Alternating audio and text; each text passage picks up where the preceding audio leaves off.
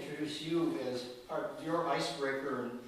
But for the next time, or, you know, when you're giving a speech, if you can have an introduction done for you by the Toastmaster, it makes it easier for everybody else to transition to where you're going with your speech. And John does have one for me. Thank you, sir.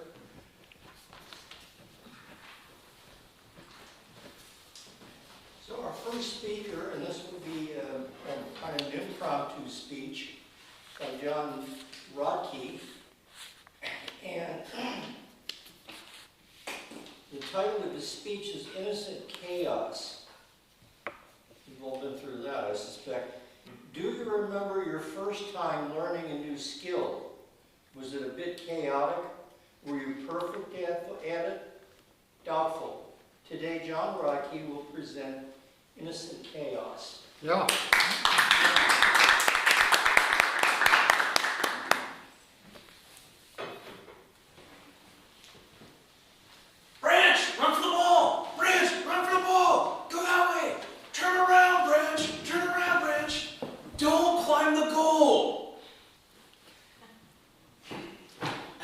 Chosen nephew. Good friends of ours have a young son, Branch, who is 5 years old. And he is learning how to play soccer. I don't know if you've been to a 5-year-old soccer game before. It is just chaos. With a very patient coach on the sidelines going, "Come on, go over there, chase the ball." And he's being very nice and very, very controlled and centered. And I have no idea how he has that much patience, because these kids are every which way. So I got to go to Branch's first game, and during his first game, he was on the bench to start with. And he's eager, ready to sub in, but then there's a dandelion, and he's pulling it. There's a bee, he's looking at it. He's on the sidelines, waiting to go in, and all of a sudden, there's something fluttering in the bushes, and he runs off and goes away from the field with his dad chasing him to bring him back.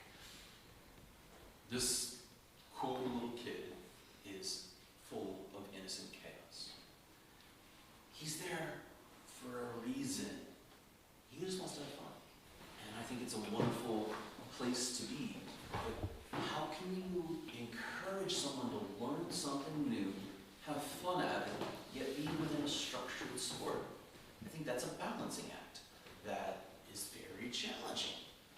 How do you keep kids entertained enough and focused enough to play a full little kid soccer game, which I think they're like 15 minute halves? How do you keep them entertained? You keep subbing them out, you move them around every single position, and you just give positive, supportive encouragement. What's positive, supportive encouragement versus yelling as a sideline parent or friend? What's positive and what's negative? It was interesting to try to balance that out. Watching this game, and I'm cracking up, trying to hold in the laughter, as are the rest of the crowd, as these kids are just going every which way.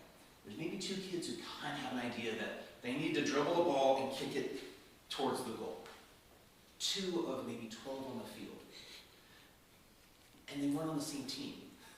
So these 2 kids are basically working the ball, doing fairly well. And the rest of them are this chaotic pack of hyenas that are just circling and going around, tripping on each other, or playing. Or Branch was back there playing defense, and all of a sudden he's wrestling with his fellow teammate, and then him and this little girl, they go and they start climbing the goal.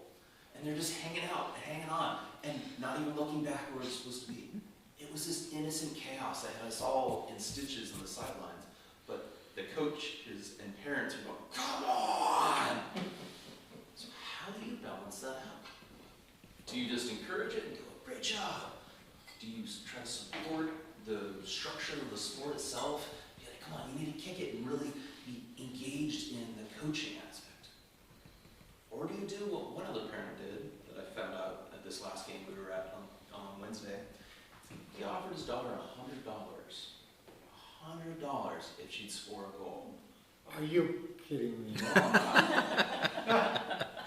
I think it's fairly ridiculous. But what was funny is all of the parents and siblings and friends on the sidelines were rooting for her to make that goal. We were rooting for her to make that goal so bad. And she missed 5 shots. And the team, all her friends were trying too. They're giving her the ball, and she's like, he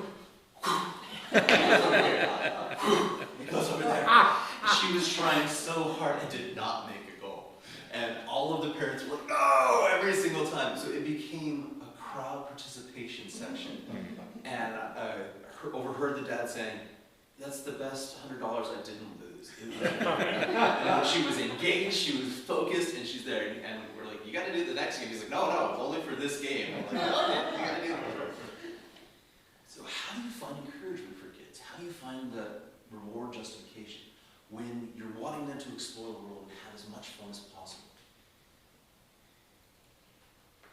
Then shift to your own inner kid, your own inner child. How can you be exploring the world, trying out new things, having fun with it, yet still actually progressing towards your goals? That's a challenge, right? If we take new things super seriously, you can lose a lot of the fun. You can get burnt out. And it's one of those, you try this thing for a little bit, and 3 weeks later you're like, I'm kind of sick of this, I'm out. Or can you find ways to be continually learning and thriving and finding chaotic joy in it and being happy with not being perfect? Who else struggles with perfectionism? Be honest. If you don't, how do you do that? It's so hard. I'm the type of person where when I try something, I try to be really good at it right away. Often to my detriment, because that fun aspect, that play aspect, that time that you have where you can just make messy art and it's fine. You can be messy at trying to sing a song and it's fine. It gets lost sometimes when you're super hyper-focused on it and you're trying so hard to be good at it. So I'm trying to take lessons from 5-year-old Branch. Not be the internal voice parent going, John, do this, do that. Instead, just laughing at it, maybe giving myself a $100 encouragement here and there, or something there, that'd be nice. And finding ways to go through this chaotic world in an innocent